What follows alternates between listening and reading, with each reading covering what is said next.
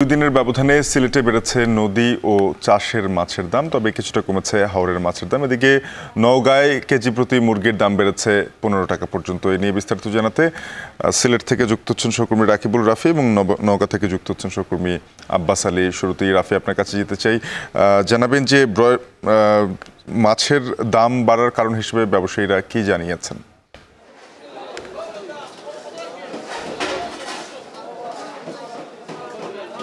শাফিন, এই মুহূর্তে আমি দাঁড়িয়ে আছি সিলেটের বৃহৎ মৎস্য পাইকারি আড়ত কাজীর বাজার, এবং এখানে আপনারা দেখতে পেয়েছেন যে আসলে বন্যার পর থেকেই যে মাছের দামের যে বৃদ্ধির যে হার, সেটা কিন্তু বেড়েই চলেছে।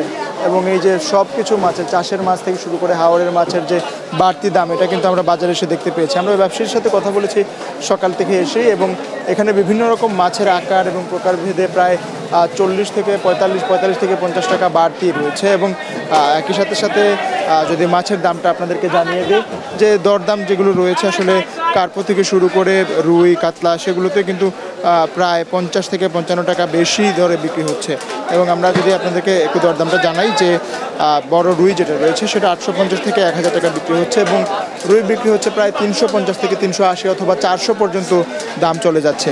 একই সাথে সাথে কাতল বিক্রি হচ্ছে প্রায় 350 থেকে 400 টাকা, এবং কার্পো বিক্রি হচ্ছে প্রায় 320 থেকে 370 টাকায়, এবং পাঙ্গাস বিক্রি হচ্ছে এই মুহূর্তে বাজারে 170 টাকায়, সিলভার কাপ বিক্রি হচ্ছে 160 টাকা করে, এবং চিতল বড় যেটা রয়েছে প্রায় 1600 থেকে 1700 টাকা করে বিক্রি হচ্ছে।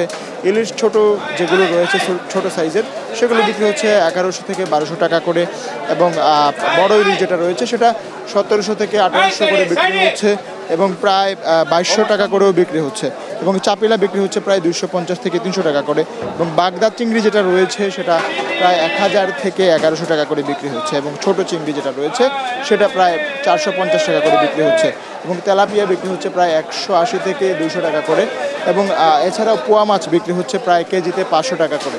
তো সব মিলিয়ে বলা যায় যে আসলে বাজারের যে মূল্য বৃদ্ধির যে বিষয়টি, সেটা কিন্তু এখন পর্যন্ত ব্যবসায়ীরাও বলছেন যে আসলে সরবরাহ অনেকটাই কম। আজকে আমরা সকাল থেকে দেখেছি যে প্রায় কয়েকদিন থেকে ট্রাকের যে সংখ্যা সেটা কিন্তু কমে আসছে, এবং সিলেট থেকে যে স্থানীয় যে হাওরের যে মাছগুলো রয়েছে, এই কয়েকদিনে বৃষ্টি হওয়ায় কিন্তু আসলে হাওরের মাছের যে প্রতুলতা সেটা বেড়েছে, যার কারণে চাঙা প্রতি প্রায় 1000 থেকে যে 1200 টাকায় বিক্রি হতো চাঙা প্রতি মাছ, সেগুলো কিন্তু অনেকটা কমে প্রায় 600 থেকে 700, 300 থেকে 400 করে বিক্রি হচ্ছে। এবং একই সাথে সাথে যে ছোট মাছ যেগুলো, সেগুলো কিন্তু আমরা বাজারে অনেকটা বেশি দেখতে পেয়েছি। এবং পাঙ্গাস মাছের যে প্রতুলতা, সেটা কিন্তু এমনিতেই এই বাজারে অনেকটা বেশি থাকে বলা চলে। এবং একই সাথে সাথে আমরা আরও কয়েকটি মাছ দেখতে পেয়েছি, যে আসলে লোনা পানির যে মাছ যেগুলোর কথা বলছিলাম, আসলে সমুদ্রের যে ইলিশ মাছের কথা বলি, সেটা এখন অনেকটা কম বাজারে থাকে। তবে এই যে চাঁদপুরের যে ইলিশ যেগুলো রয়েছে, সেগুলোর প্রতুলতা ভালোই আছে বলা চলে। আমরা খুচরা বাজারেও গিয়েছিলাম, খুচরা বাজারে ব্যবসায়ীরা বলছিলেন যে আসলে ইলিশ মাছের যে বিষয়টি, সেটা কিন্তু অনেকটা দাম বাড়তি থাকে, যার কারণে খুচরা বাজারেও কিন্তু ক্রেতাদের একটা অভিযোগ তারা দিয়ে বলা চলে। তো এই ছিল আমার কাছে মোটামুটি সিলেটের মাছের বাজারের সর্বশেষ খবরাখবর। এই মুহূর্তে নওগাঁ থেকে যুক্ত হচ্ছেন সহকর্মী আব্বাস আলী। আব্বাস আলী, জানাবেন যে আসলে নওগাঁর মাংসের দরদাম কেমন দেখছেন আপনি? রাফি, গত এক মাসের ব্যবধানে সব ধরনের মাংসের দাম ওঠানামা করছে। দেশে চলমান পরিস্থিতিতে এমনটি হচ্ছে বলে জানিয়েছেন ব্যবসায়ীরা। গত 3 দিনের ব্যবধানে মুরগির দাম বাড়লেও গরু এবং ছাগলের দাম স্থিতিশীল রয়েছে, তবে গরুর মাংসের দাম কিছুটা কমেছে। আমি এখন অবস্থান করছি নওগাঁ পৌর মুরগির বাজারে। এই বাজারে আসলে গত 3 দিনের ব্যবধানে সব ধরনের মুরগির দাম কেজিতে 10 থেকে 15 টাকা বেড়ে ব্রয়লার বিক্রি হচ্ছে 160 থেকে 70 টাকা, পাকিস্তান 280 টাকা, সোনালী 240 টাকা, আর দেশি মুরগি 420 টাকা থেকে 430 টাকা, আর লাল লেয়ার যে মুরগি রয়েছে সে দাম স্থিতিশীল রয়েছে এবং বিক্রি হচ্ছে 290 টাকা কেজি, এবং হাঁস বিক্রি হচ্ছে 350 টাকা কেজি।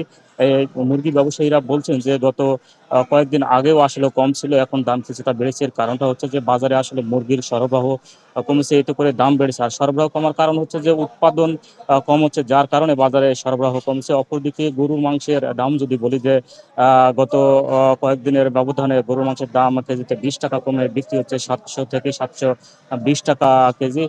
ছাগল এবং বকরির দাম, মাংসের দাম স্থিতিশীল হয়েছে। ছাগল বিক্রি হচ্ছে 1000 টাকা কেজি এবং বকরির মাংস 800 টাকা কেজি। তবে এই গরু ছাগলের যারা ব্যবসায়ী রয়েছেন তারা বলছেন যে কোরবানির মাংস এখন অনেকের ঘরে রয়েছে, যার কারণে তারা আসলে এইসব মাংস কিনছে না। এতে করে দাম কমেও আসলে ক্রেতা পাওয়া যাচ্ছে না। কিছুদিন আগে যেখানে 5 থেকে 7টি গরু জবাই হতো, সেখানে 4 থেকে 5টি গরু জবাই হচ্ছে, তারপরও মাংস আসলে অবিকৃত থেকে যাচ্ছে। তবে মুরগি ব্যবসায়ীরা বলছেন যে মুরগির দাম বেড়ে যাওয়ার কারণে আসলে বেচাকেনা অনেকটা কমে গেছে।